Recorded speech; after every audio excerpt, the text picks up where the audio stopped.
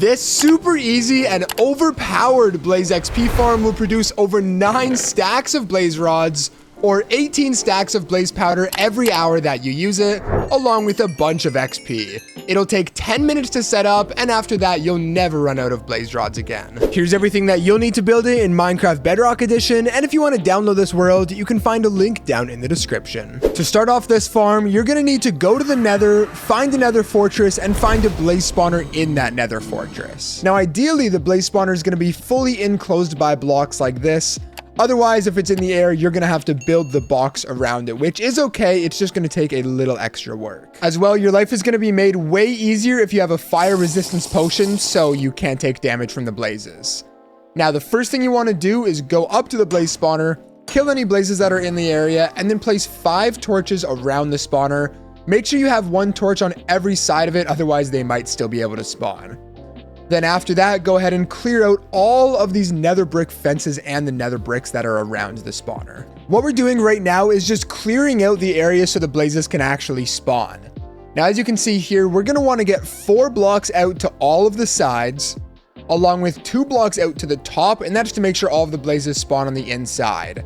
Then we want to go 6 blocks underneath the spawner. And the reasoning for this is so blaze spawn in, they fall all the way down, and they fall outside of the range of the blaze spawner, so more blazes can spawn right away. There's no mob cap on this farm, which is why it's so efficient. So you're going to want to clear out these 3 walls, and then fill in this wall right here so there's 4 blocks to all sides.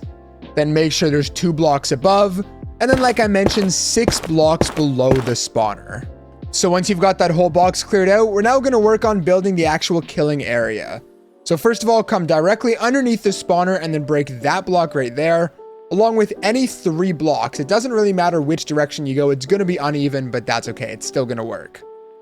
Then from there, you want to take this down another 4 blocks, so it's a total of 5 blocks deep. Then once you're done digging out that hole, place a hopper leading into any one of these bottom blocks, along with the rest of your hoppers leading into that hopper.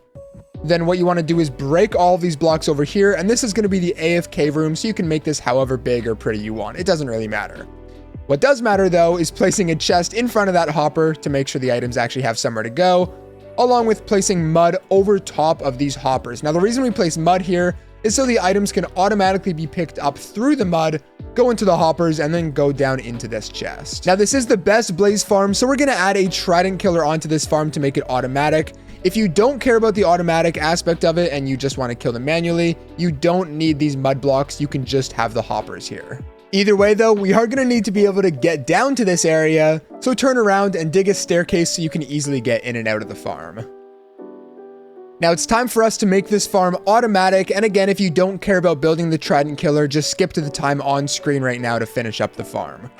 If you are building it though, which I recommend you do, start off by clearing out an area around these mud blocks. We're going to be replacing these later, but we just need a little bit of space to work. And now what you want to do is place a piston right there, turn and place a piston, turn and place down another one right there, and then you want to place one right there as well. Now take 4 redstone torches and place them on the side of all of these pistons, just like this. And then after that, you want to take 4 observers and place them on that redstone torch, making sure that the arrow is facing into the piston, and again, do that for all 4 sides.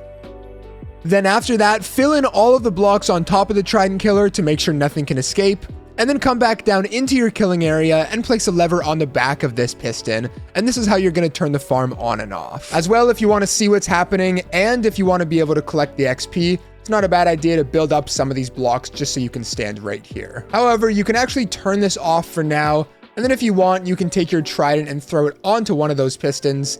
And there you go. This will now automatically be killing your blazes. Now, if you want, you can fill this in with any solid block, although I'm going to use glass because I like to see the blazes dying inside. Once you have the killing area finished, we're now going to actually get the blazes down into that killing area.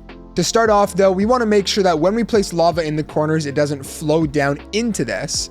So what you want to do is place a temporary block and then 4 nether wood fence gates over top. Make sure this is some sort of nether wood. Otherwise, the lava is just going to light it on fire and burn it. So this has to be some nether wood fence gate. And then once you have that, build up a couple blocks so you don't die. And then place some lava in all 4 of the corners. So there you go. Once you're done with that, the lava should all be flowing towards this centerpiece here. After that, build up a couple more temporary blocks, and this is the part where it can get kind of dangerous, so you might want to have a fire resistance potion with you. Break that torch and place a slab on top so Blaze cannot spawn up here.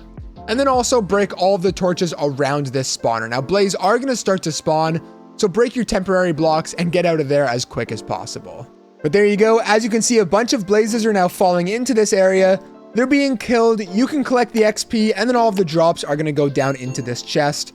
And really quickly, if you want even better drops, make sure to hold out a looting 3 sword, which will be applied to the blazes since we threw down that trident. And as well, if for some reason this farm isn't working for you, you could download this exact world that I'm playing on here. That's down in the description. With that though, make sure to check out one of the videos on your screen right now for even more great content. Leave a like and subscribe for more, and I'll catch you guys in the next one. BlazedMC out.